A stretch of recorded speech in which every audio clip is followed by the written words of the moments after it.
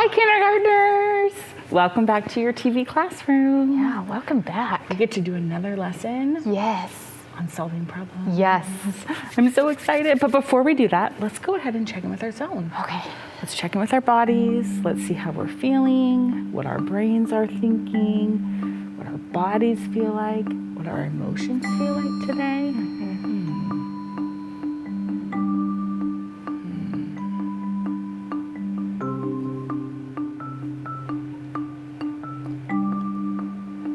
So, Mrs. Wally, how are you feeling today? You know, I've been kind of in the yellow-blue zone all day, but I'm finally in the green zone. Oh, My nice. brain is starting to feel a little more focused. My body's feeling calm. I'm really excited for this next lesson. It's going to be great. Good. How are you, Miss Oslin? I've been in the blue zone. I was just in the green zone. Now I'm starting to think about my work for the rest of the day. So I'm kind of getting distracted and yellowy anxious about making sure that everything gets done. Would it help if we made a plan when we're done filming and like made a checklist? That's a great idea. Okay. And put things like prioritize, right? So Yes. think about what needs to be done first. Let's do that after we film today. We'll Thank do you, that Mrs. together Wally. and then we can make sure we don't miss anything. Love it. Thank you. Mr. Kevin, how are you? Is orange a zone? It's not, but can you explain why you want orange to be a zone? No, I just I'm in the green zone, everybody. Maybe a little yellow in the silly Little zone. silly. A little bit yellow in the silly, yeah. I love it. All right, right. kindergartners, let's remind ourselves about our active listening posture. Say this with us. Eyes watching, ears listening, voice quiet, Unless you're sharing an idea. unless you're sharing an idea. And if it helps you, your body is still. And if it's hard for you to have your body still, just move like your toes or your fingers. Yeah. Because it's really distracting even for you if you're moving your whole body all over the place. Oh, yeah. And also make sure that you're being safe, right? Yes. But even Mrs. Wally taught us that even sometimes when she looks like she has active listening, sometimes we're thinking about something Tell me, else. if you could see the toes inside my shoes right now, they're moving. What do? Focus. Yes, because that brain can wander like, woo. Ooh, it's so easy, especially when we're in like the yellow zone and we're thinking about or anxious about something else or excited about something else. Yeah, like when I know there's like a break coming up or it's Friday and it's going to be the weekend or I'm going to do something fun that afternoon. Yes. Ooh, or like you today, we have a lot of work to do to get ready for our science lessons and I need to focus. Focus. We have been learning about win-win conflict solvers. You'll remember conflict is totally normal and natural in any relationship. Yes, it really does happen all the time. It does. What's important is how we solve it and make sure that both people feel okay with the outcome, get some of what they want. I said that backwards than what I normally say it, so I got kind of tripped up on my words. I think it's because you're in the yellow zone. Probably. See, I'm not focus. Do we need to do some hand breathing, Miss Austin? Yeah, let's do that. Okay.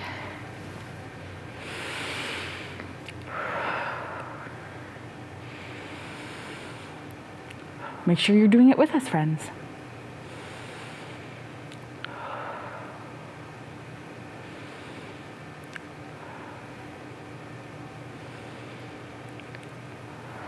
I have to tell you that last week I got really anxious about something. And I don't remember if Mr. Kevin or Mrs. Wally said, do your deep breathing, Mrs. Wally. And I went, it didn't work very well.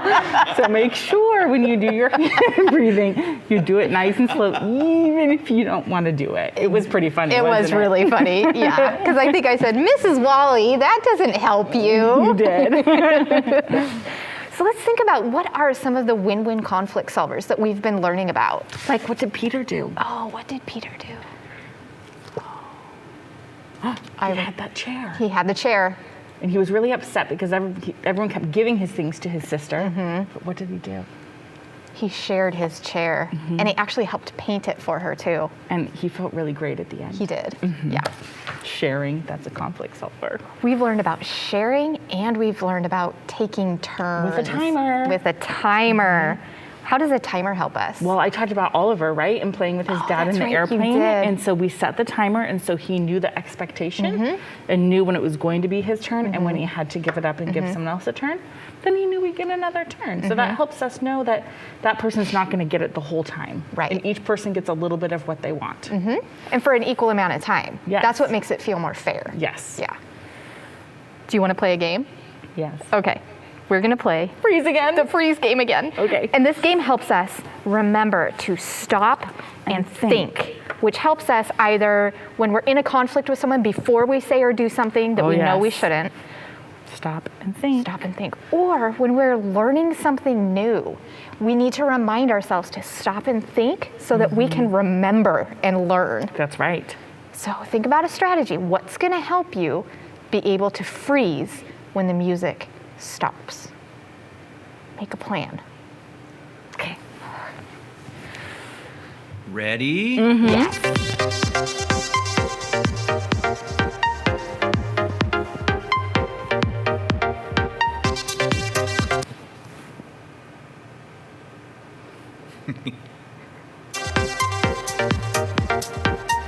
Mrs. Wally, you took that right out of my hands. What? You took chili away from They were me. dancing together. I feel sad when you take something out of my hands. Oh. But they wanted to dance together. Friends, how can we solve this conflict? Oops. I just forgot what I was doing and took it because they wanted to dance together.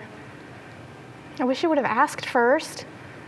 I'm really sorry. Here's chili back. I apologize. Next time I'll ask. Thank you, Mrs. Wally. Today we're learning that apologizing is another win-win strategy for solving a conflict. Now, let's think about Mrs. Wally when she apologized. She looked me in the eye, she said what she was sorry for, and then she gave me chili back too. Yeah. So let's think about what makes a really strong apology. Because what if she had, try it again. it the not right way. Sorry.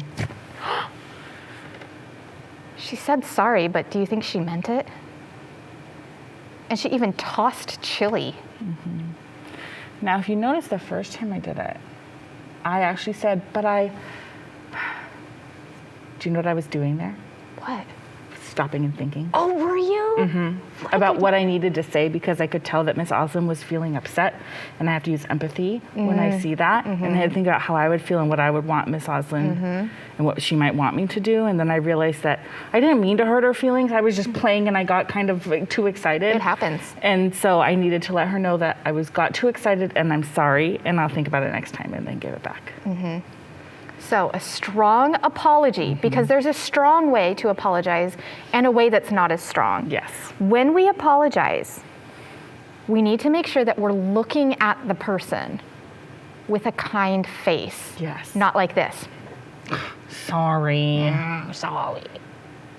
It Or, also, sorry. Do you see how she kind of did this? Mr. Kevin? Yeah, since I'm not wearing a mask, do you want to see me Yes. fake Yes. apologize? Yeah. Okay, here we go. I'm sorry. Oh. Or, sorry. Oh, I've seen kids do that all the time. Rolling their That eyes. doesn't feel good. It doesn't. You don't really feel like they're sorry. You feel like they're saying it because the teacher's making them, and the teacher's going to leave, and they're going to be like, "Why'd you get me in trouble?" Yeah. Or the next time, they're going to do it again anyways, right? Yeah, because they're not actually sorry. They're When not. you're sorry, you don't do that again. No. You can't say sorry over and over for the same thing. Like if we were playing again next time, and then I took chili again, would you think I was really sorry? No. No, and then would you trust me? No. Where if we're playing and I'm like, oh, Miss Osland, I think that they want to dance together.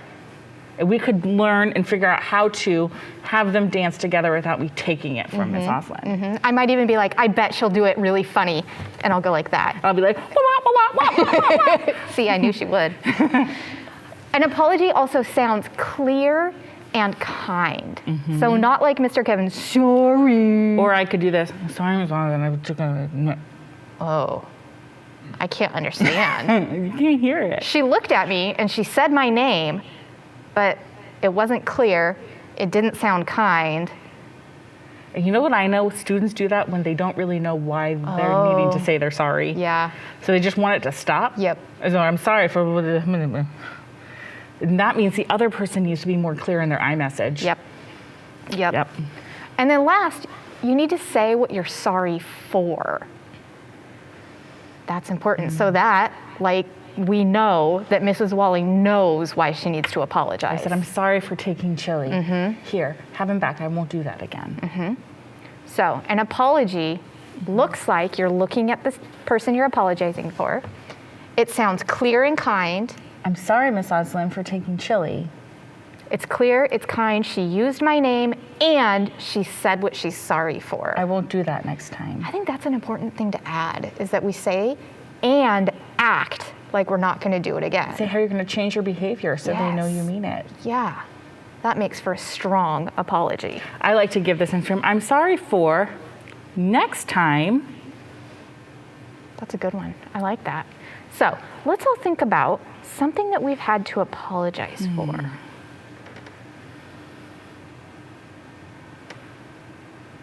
There's so many. Oh, I know.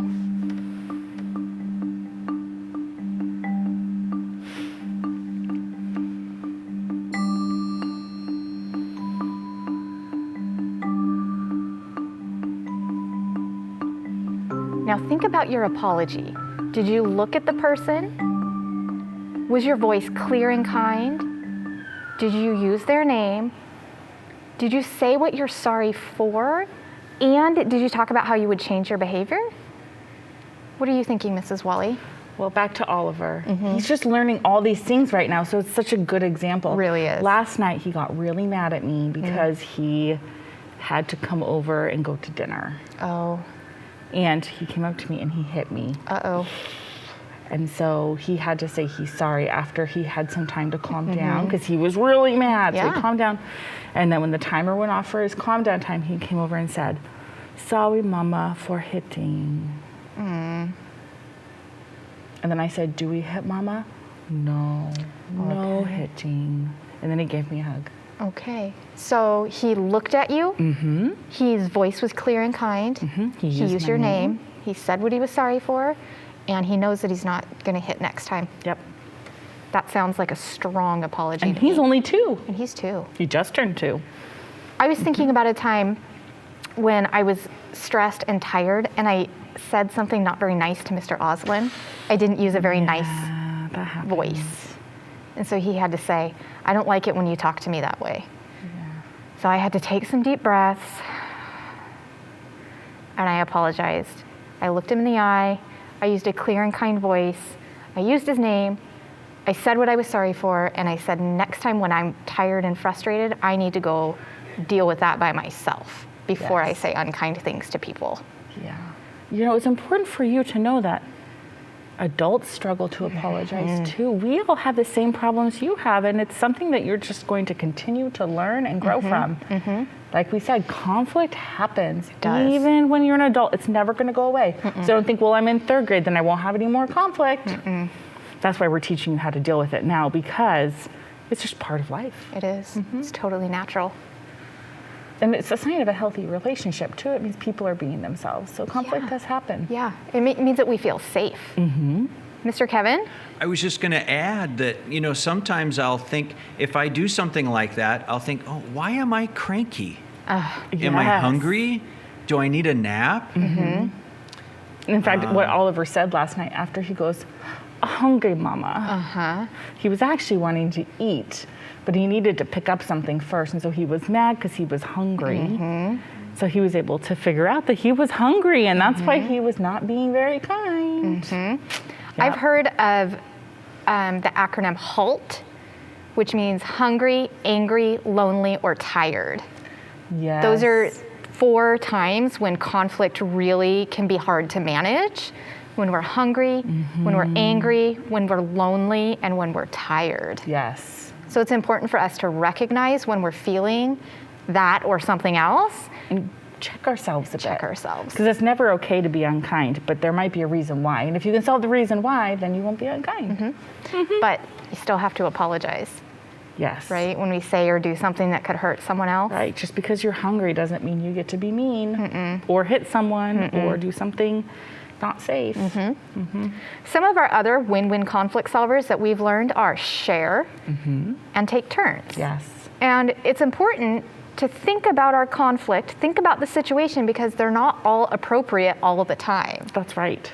But I wonder, thinking back to Mrs. Wally's and my conflict, could we have shared or take turns? Maybe I could have said, let's have them dance together. And then we could have danced them together. Yeah, that would have been appropriate. Or we could have said, let's take turns. Like, you can make them dance together, and then I can make them dance together. And that's taking turns. Yeah, that would have worked too. That would have worked. Or maybe I really just wanted to dance with Chili, and I could say, do you want to trade? Oh, a trade. Yeah, so That's we a could- good one. Yeah, and then I get Mabel. Because this one has, you can like make it a puppet, and a it's kind puppet. of fun to dance That with. is fun. And you can make them do like really cool dance moves. Yeah. That is a good Do you idea. want to trade, Miss Osland? Yeah, let's trade back. Okay. Today we learned that apologizing is another win-win strategy for conflict solving. And we learned that there's a strong way to apologize and other ways where maybe we need to take some time before we are ready to apologize. We need to stop and think before. Stop and think. And you know, it's okay if you need time. Oh, yeah. It is better to say, I'm not ready. And it's the person who's apologizing that gets to choose when to apologize. Because they have to be ready to make a sincere apology. And that was my conflict with Mr. Oslin. I wasn't ready. So I had to take a minute and be like, think about what I said, practice empathy, think about, well, how do I think that made him feel? Not Yeah. great. Just because I'm in the red zone doesn't mean I have the right to put someone else in the red zone. That's right. So let's- you're saying we should put ourselves in a corner and think. You could, if you Yeah. need time, it's absolutely okay to walk away and take a break. It is. You just have to let the other person know, because sometimes Mr. Wally, he's like that, where he needs to walk away, but we're in the middle of a conflict and then he'll just walk away and doesn't tell me. And so so he's like, he just doesn't, Yeah. because he's upset. I'm like, Yeah. where are you going? Oh, I needed to take a minute. Yeah. Oh, okay, that's fine. Yeah. Right. So it's important to let them know that you're not just walking away and never going to apologize. Just, Right. I need a minute, please. Yeah. So let's think about what is one part, and I have the word good there, and I shouldn't have used the word good, but what is one part of a strong apology? This is what your independent writing is going to be, is to draw and write about what makes a strong apology. That's a great idea. So let's take some think time to remind yourself. Do you remember, Mabel?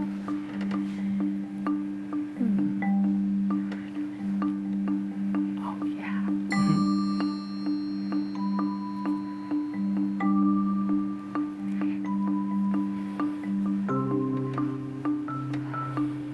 What did Mabel come up with? That you look them in the eyes. Chili said we use their name. Mabel also said we tell them what we did that we're apologizing for. And we say it kindly and clearly so they can understand. And then we added, tell them what you're going to do next time. What are you going to do differently next time? So kindergartners, this is your independent writing. You're going to draw and write about what makes a strong apology. Also, when you're doing your independent reading, pay close attention to how the characters in your books are solving their conflict. Because fiction texts have conflict. That's what makes it exciting and interesting Does to read. anyone apologize? Oh, how do they do it? Yeah, like Peter didn't apologize. He just did something different. Yeah. But I'm wondering if maybe what Peter could do to add an apology. There's some thinking. And then friends, like our friend Paige did, you could send us your writing about what makes a strong apology. And we'll hang it up. See here? Yep, we They're have hung up pages in hung our up TV right there. classroom. Mr. Kevin, how can our kindergartners send us their work? Well, just find your local friendly adult in your home to help you. Send us an email to tvclassroom@tacoma.k12.wa.us. You can also send something to us in the mail, TV Classroom, 601 South 8th Street, Tacoma, Washington, 98405. Thank you, Mr. Kevin. Okay, our affirmation. This is the time we get to say positive things about ourselves to remind us that there's good in all of us. There is. A lot of good. And I just was thinking about having conflict, and just because we have a conflict with someone doesn't mean that we're not a good friend. No, not at all. So I think we need to remind ourselves that we are all good friends. We We're are. strong friends. And you're even stronger when you can make those apologies. So let's all take a deep breath. And say our affirmation. I am a strong friend. Excellent job today, kindergartners. We hope you have a great rest of your day, and we look forward to seeing you back here next time in our TV classroom. Bye, friends. Have a wonderful day.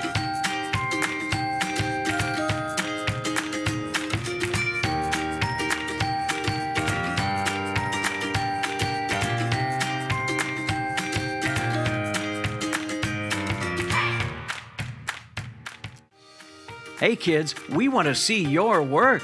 Just send your pictures and your stories to TV Classroom, 601 South 8th Street, Tacoma, Washington, 98405.